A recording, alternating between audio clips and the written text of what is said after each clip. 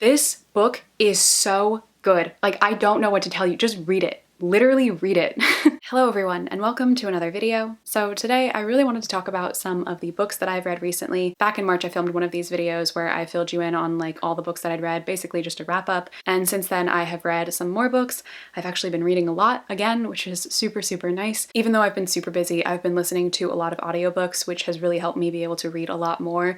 So yeah, I've been working a lot, but listening to a lot of audiobooks while I've been doing my work, and therefore reading a lot, which is super nice. I also feel like I have a pretty good mix of things here as well. I've been reading kind of like diversely in terms of like genre and stuff. Like I've been reading a lot of like different things. I haven't just been reading like a ton of fantasy or a ton of graphic novels or anything like that. I've been reading like things here and there, and it's actually been really nice. Usually I feel like I get into like a mood for some genre specifically and then I read a bunch of that genre, which is totally fine. I know that'll happen to me again at some point in the year, but lately I've just been wanting to read like a little bit of everything here and there. So yeah, I'm really excited to talk about them. I have some new all-time favorites that I'm so excited to gush about. So yeah, without any further ado, let's just talk about all the books that I've read recently. All right, so first up on my list is a book that is now one of my all-time favorite books. This is a book that I think someone on Twitter, and I can't remember who it was, recommended to me a couple of years ago, and based on the synopsis and like just the title alone, I was like, that sounds so good, I have to read it. And I'm so glad that I did. And that book is On Earth We're Briefly Gorgeous by Ocean Vuong. The blurb on the cover of this says a marvel by Marlon James, and I agree. This book is a marvel. On Earth We're Briefly Gorgeous is a novel that is, I don't really know, like someone can clarify for me if you do actually know if this is nonfiction or if it is fiction. From what I understand, it's kind of a mix of both.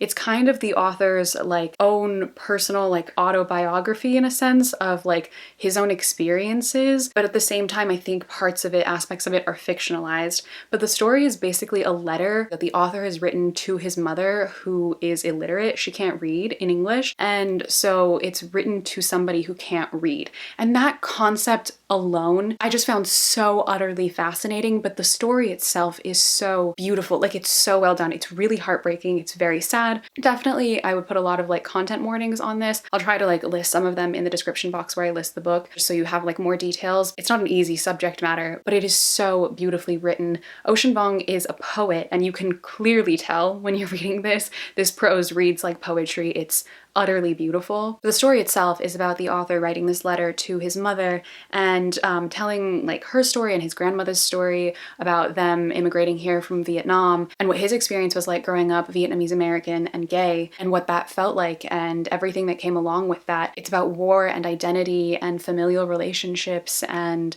childhood trauma and just trauma in general.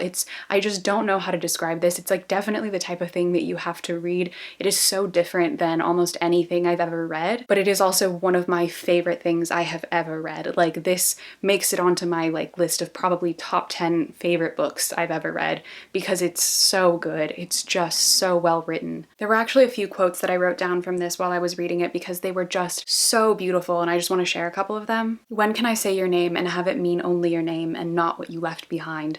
I read that and I had chills all over my body. And then there was also the cruelest walls are made of glass.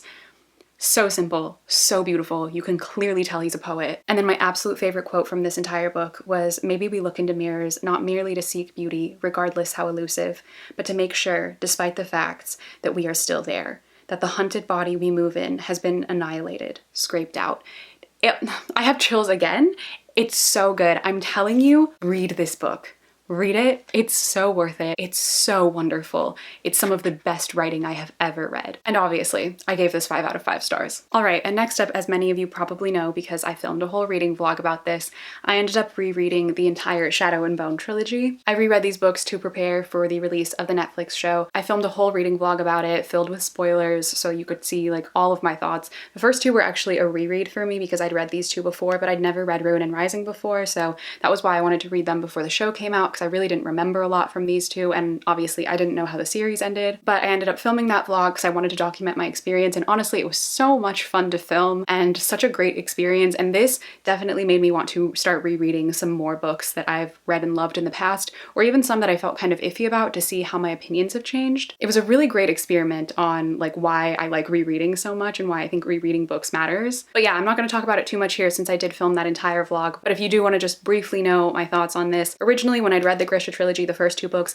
I liked them, but they weren't like my favorite books ever. I'd read them right after Six of Crows, and I loved Six of Crows so much that I think reading that first and then reading these after definitely influenced how much I liked these, because I was so attached to that book and those characters that these characters just didn't stand out as much to me. But after this reread, I realized how much I do actually love this series, how much I love these characters and the story and the world and the message that this story has, because I really think it means a lot and it has a lot more depth than I originally thought, and I think than a lot of people think it has. Obviously, I still love the Six of Crows series. That is like one of my all-time favorite series, but this is now way up there for one of my favorite series ever too, because I truly love it. It's such a good trilogy, and I know that like obviously everyone's talking about it now since the show just came out, but if you haven't read these, or if you had read them a long time ago and you felt kind of iffy about them, I highly recommend giving them a reread, because you might change your mind like I did and then really end up loving them, because I really do now too. So I ended up giving this series, I think overall I'd rate it like a 4.5,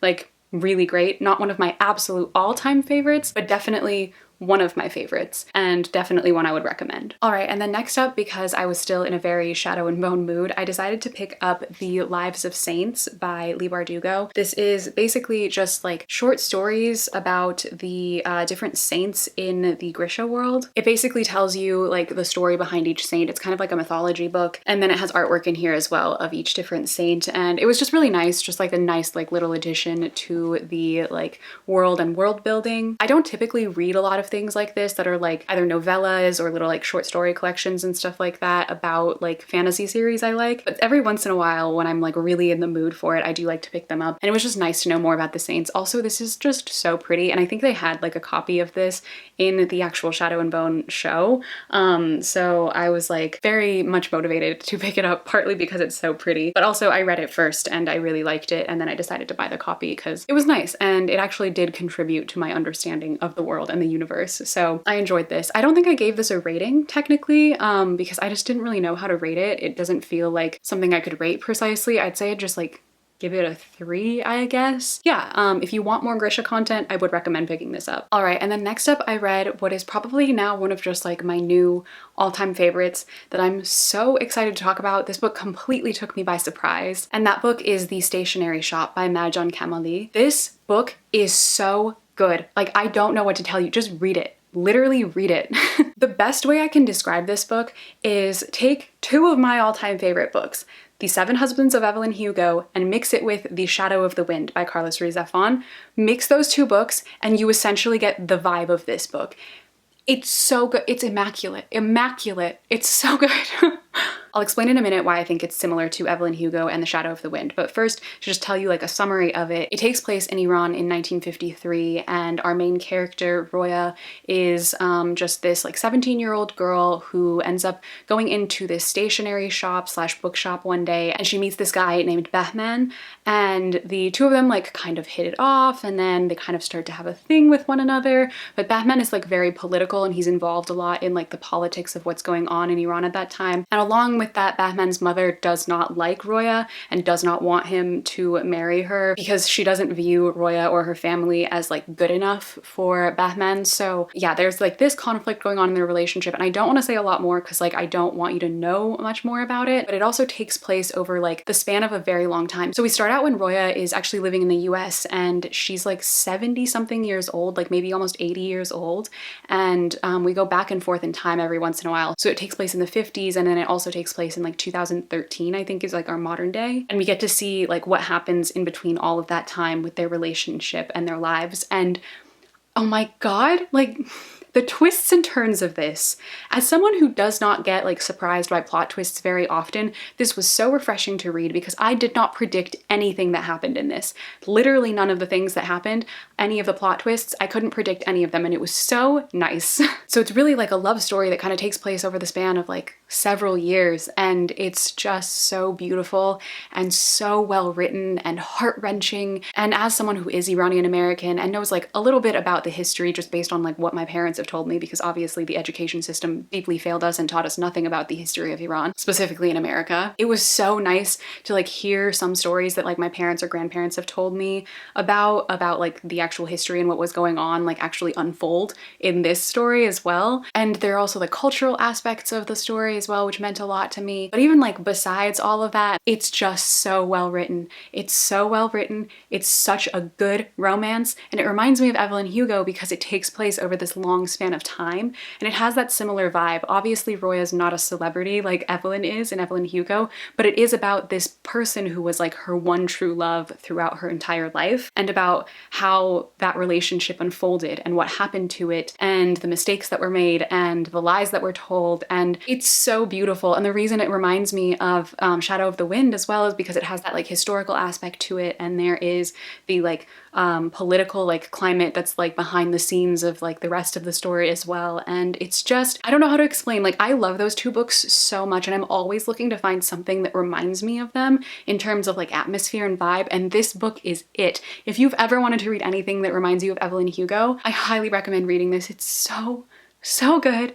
I loved it so much and I cannot recommend it enough. I easily gave this 5 stars. I want everybody to read it. If you want good historical fiction romance, this is where it's at. It's where it's at. It's phenomenal. Please read it. Read The Stationery Shop. And then the next book that I read is a collection of essays, reflections, and illustrations, which is Goodbye Again by Johnny Sun. Johnny Sun is the author of Everyone's an Alien When You're an Alien Too, which is like a graphic novel type of book that I really love. It's honestly one of my favorite books I've ever read. It's so good. It's so comforting and just reassuring. Every time I'm sad, sometimes I just open to a page of that book and it makes me feel better. And so when I found out that he was coming out with a collection of essays, I was really excited to pick it up, and I'm really glad I did. I did enjoy this a lot. It's mostly about like work and how you define yourself by work, and anxiety and depression and mental health in general. But I really liked the essays that were about like work and how we define ourselves based on how productive we are or how unproductive we are. It was just really reassuring to read. And I felt like he had really insightful thoughts on how we define ourselves in that way. Even if there weren't answers to any of his questions, it was just nice to like think about. I would describe this as like a book of musings. Like it was just musings. It was him reflecting on things and thinking about things and just jotting them down, and it was nice. It felt like kind of like a conversation with a friend. Also, I had no idea until I read, I think, his author bio, that he was a writer for the 6th season of BoJack Horseman, which I had no idea that he wrote for BoJack Horseman. That's literally one of my favorite shows ever. So it makes sense. I mean, he's a great writer. The writing on that show is phenomenal. But yeah, I'm very glad I read this. I would definitely recommend it if you're looking for some nonfiction, short little essays to read fairly quickly. If you're looking for something like that, I definitely recommend this one. I gave this 4 stars. All right, and then the next book that I read was one that I've been meaning to read for years and years, and I finally picked it up, and that is Everything I Never Told You by Celeste. I loved this. It was so good. This is one of the first books I'd read in a while where like I was engaged from beginning to end. Like there was not a single part where I felt like it dragged a little bit or it was a little bit boring or slow or something like that. Like from beginning to end, this played through my head like a movie. Everything I Never Told You is set in the 70s in Ohio, and it follows the story of this Chinese American family. And it's about the daughter of this family, the eldest daughter, who recently died. And they don't know how she died. They don't know the circumstances of her death. And it's about their grief and loss and trying to come to terms with that and understand how this could have happened and blame. And it's such a human story. Like, I don't know how to describe that other than like, these characters are not like the best people in the world and they don't make the best decisions in the world, but it makes perfect sense when you think about the situation that they're in, the lives that they have lived, the history that each of them has, and the experiences that each of them have gone through, and then trying to deal with this grief. They all deal with it in a different way, and it's just so well written. Like, they're all making mistakes, they're all placing blame on people who don't deserve the blame, and sometimes people who do deserve some blame. It's just truly a story like about grief and identity, and a lot of it, obviously, because they are a Chinese American family, is about their Chinese identity, and their mother is white but their father is Chinese American, and so his experiences versus her experiences versus their children's experiences being mixed race, the intersections of all of that and how all of that plays out, especially in the 70s in the Midwest in the US. It's truly such a well-written story. It really feels like a movie to me. Like, I don't know how else to describe it. Like, this just feels like a movie, and it's so well done. I really enjoyed this. honestly more than I thought I would. I thought I would think this book was okay, but I really liked it. I ended up giving this 4 stars, and I definitely recommend it if you're looking for some just